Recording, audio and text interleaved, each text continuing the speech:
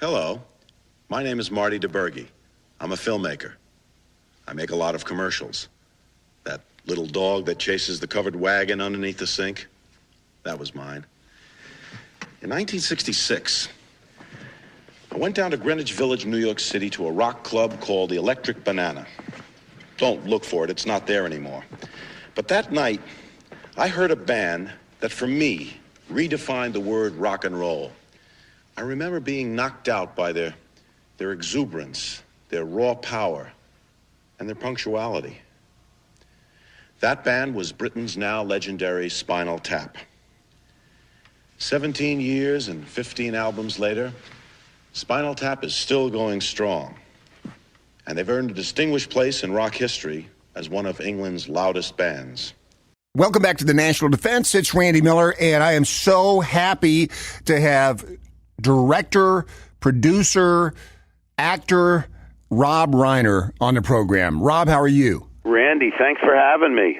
Did I get all the titles? I mean, you do it all. Yeah, you got to, you also have husband and father. You can throw that one in. That's right. Well, before we get into this, I just want to thank you I was a morning DJ for 30 years. I want to thank you from all the radio guys that I know and all the musicians. Thank you for Spinal Tap. Oh, yeah. Well, there's a fine line between stupid and clever. We have all the levels turned up to 11. We're ready to go. Okay. And you have, man, what a career. You've done so much, and now you're out with your new movie called Shock and Awe, which is opening this weekend. I just watched that this morning. What a movie! Not only a great movie, great cast. I mean, you got Tommy Lee Jones in there. You got Woody Harrelson. You got Jessica Biel. I mean, so much good stuff. But what a great spotlight to shine on such an important situation as going into Iraq. Yeah, well, I mean, the thing is, these guys, these four journalists, this is a true story about these four journalists from Knight Ridder News who basically got it all right. I mean, everybody was kind of, the mainstream media was kind of just, going with the administration's propaganda on it, but these guys figured it all out. And it's a movie about how important it is to have a free and independent press to search for the truth, because otherwise we don't have a democracy unless the public is informed and know how to hold our leaders accountable. So this is a story about these guys who actually got it right in the run-up to the war in Iraq. Yeah, I enjoyed your performance in this movie as well. Thank you very much. I wasn't supposed to be in the movie. Really? Initially, it was Alec Baldwin was cast. Huh. And we actually rearranged a schedule for him so he could go and do Saturday Night Live, to do Trump. But 2 days before he was supposed to shoot, he said, he can't do it. His agent called, said he can't do it. So I didn't know. My wife, Michelle, said, she's one of the producers. She said, well, why don't you play the part?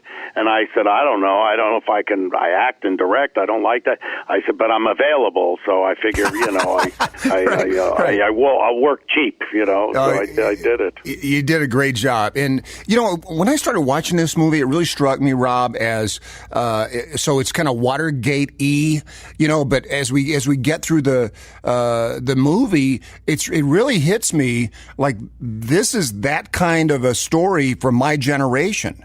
Yeah. I mean, when I look back at all the President's Men and the Watergate story, yeah, that's some great history, and that's stuff that I, kind of lived through as a kid. But this is us. Yeah, this is us, and for me, as somebody who was a draft aide during the Vietnam War, I just couldn't believe, because as we were marching towards war, and I understood everybody was kind of, traumatized by 9/11, and we were swept up in patriotism, wanting to do, whatever we thought we needed to do, and certainly going along with what the administration said. But I got a sense that this was not true. I mean, it didn't seem like we were, Saddam Hussein had nothing to do with 9/11, and I didn't see that there was definite evidence of weapons of mass destruction. And I thought, how can we be doing this, and why are we doing this? And nobody ever call to anybody on it. It seemed to happen, and I always wanted to make a movie about how did this happen? How did we get into this situation? So I found these four journalists, which I didn't even know. No, I'd never heard of these guys. Writing about this stuff, right? And that was the thing. They never broke through. They couldn't get any traction.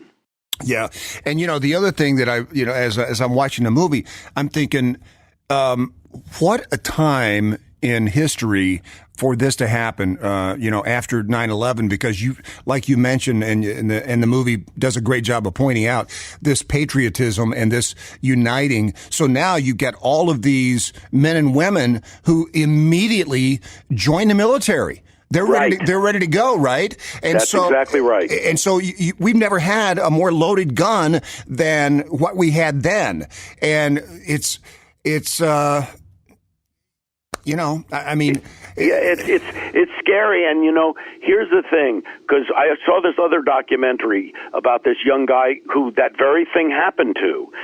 His family had all served, and he wanted to join. Yeah. As soon as 9/11, he joined up. And he was sent to Afghanistan, and.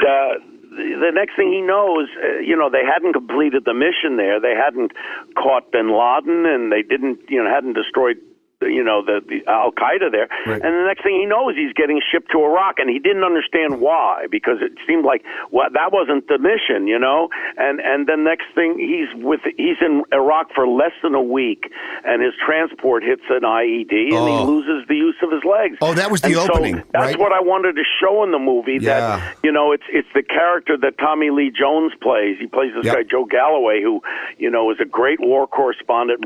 He got a Bronze Star during Vietnam. And he says, when the government, I'll clean it up, but he says, when the government messes up, the soldiers pay the price. Yep. Yep. And so I wanted to make a movie that said, we really have to know what is true and what's not true before we send our kids into harm's way. Yeah, and what a great message this movie delivers, and it's the reason that we started this radio show 13 years ago, because I don't care how you feel about the government, the military, whatever, you have to support the men and women who put on the uniform. And of course you do, and I think the best way you can support them is not putting them in combat situations where we don't need to be. Yeah. Only when when our national security is threatened, then we have to be ready to defend. But you don't just send people, and in this case, it was something that was predetermined even before 9/11. The idea of trying to spread democracy around the world, right. But which is a great goal, but you don't do that at the point of a gun. Well, and the other thing, we're talking to Rob Reiner here in the National Defense. The other thing, Rob, is that you have a choice. I have a choice. The journalists all have a choice to believe or not to believe. The men and women in the military have no choice. You go where they say go. Right. I mean, that's why it's so important that we hold our leaders accountable, so that they're not sending, young men and women to places that they don't need to go. I mean, there's a line in the movie where the character that I play, is speaking to his reporters, and he said, when he says, when the government says something, there's only one question you have to ask: is it true? Yeah. That's a job of a journalist, to find the truth and to understand what's going on, so that we can have an informed public and hold leaders accountable. Because, as he said, it's the soldiers that pay the price. Well, and unfortunately, with these journalists in the movie, Shock and Awe, when they asked and they found the truth, nobody listened. Nobody listened, because the Bush administration had determined they were going to go to Iraq, like I say, even before 9/11. That was determined that they wanted to do that. And so they were selling, listen, every administration, Republican or Democrat, they all use propaganda to sell policy or a rationale to go to war. So they were selling that propaganda. They were trying to get people on board with this. And to me, it's like, it's one thing to, use propaganda to try to sell your wares or whatever. But when people's lives are at stake and their lives are on the line, you better be accurate and not just say we're making this up and because we want to, magically put a Western-style democracy in the Middle East. You just, it's not fair. It's not fair to young men and women who put their lives on the line. So in the movie, Woody Harrelson is tremendous. Can that guy do anything? I mean, he really can. Wow. He's such a great actor. I mean, I've said before, if I could make every movie with him, I would. I mean, he was great in LBJ, and he can transform himself. He can play comedy, drama, anything. I mean, and plus he's a great guy. Well, talk about some good actors and actresses that you've worked with. We had Demi Moore on this program a few weeks ago and talked to her about A Few Good Men, and here's what she had to say. Rob was very masterful at handling the kind of the depth and the substance of the material, but bringing that humor and humanity. Yeah, I mean... That's nice of her to say. Is it true? Yeah, I guess so. I think it is.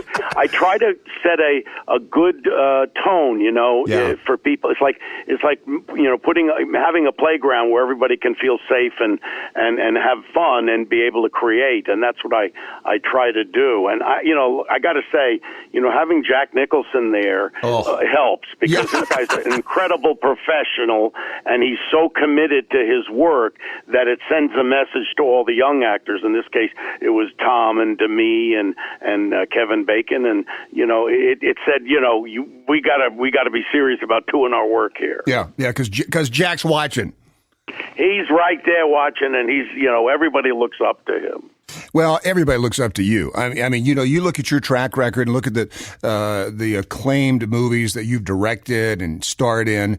When Harry Met Sally, golly, I mean, just the whole gamut. And you've done just about everything. And talk about something that's incredibly solid is Shock and Awe, and just have you ever done a movie like that?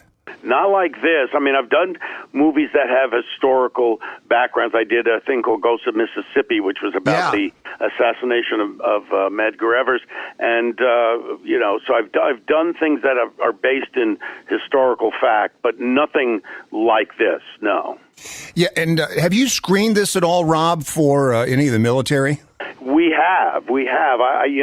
I got to say, we had a screening the other night for USO, and that was really great. I mean, they appreciate it. But I got to tell you, I had a screening in D.C. A while ago, and General Shinseki was there, and Colonel Wilkerson, who was Colin Powell's chief of staff, he was there too. And Shinseki, as you remember, he testified in front of Congress before, going into Iraq, and he said, if you're going to be serious about, invading this country and trying to hold it, and not let it fall apart, you're going to need 300,000 to 400,000 troops. And he was fired, basically. Yeah, right. He was right. I mean, but he got fired. And so he says to me afterwards, he's watching this thing, and he said, you don't often see a general cry, but he was crying when he was seeing this thing. And Wilkerson says to me, it got me angry all over again. He was very upset, that Colin Powell was swept up in the, in the propaganda that the Bush administration was putting forward. I mean, I don't know about you, but I mean, when he went in front of the UN, I thought, this guy's got more credibility than anybody. Yeah. So if he's saying it, maybe it's true. Oh yeah, I think we all did. I think everybody went, well, hey, listen, this is happening, and it's got to have some basis in fact. Yeah. And I know, but it's sad because I felt like he got hung out to dry in a way, and and it's really bad, because, like you say, the soldiers are paying the price. We can't be sending them to war based on faulty information or lies. Yeah. We're talking to Rob Reiner here on the National Defense, and also we're working with the VA to get this movie played at a lot of the military bases, because I think it is. It's an important movie. It's something that I think everybody in the military and the veterans should absolutely see. And I just I think we all we all support our troops, and right. We want to protect and support our troops. To me, there's no more better way to support your troops than to not send them to where they don't need to go. Hey, Rob, let me ask you. I want to get your advice on something, and since you brought that up, supporting the troops, we've had some great celebrities on his program. I mean, George Lucas was on. We've had a bunch of celebrities. And on the other hand, all we ask is that they come on, say hi to the troops, give a message, give a little shout out. But there are pockets of celebrities that can't find 5 minutes in their day or their week to call into the show. And my inclination is to name them. But, I mean, what do you do with that? It's ridiculous. How can you not? How can you not? I mean... Hey, Rob, thank you so much for your time, man. I really appreciate it. And now that you have our number, pass it along to any of your friends that you want to see if they might give us a call and support the troops. Okay, Randy, it sounds good. Thanks for having me. Thank you so much. Shock and Awe opening this weekend. Rob Reiner right here on the National Defense.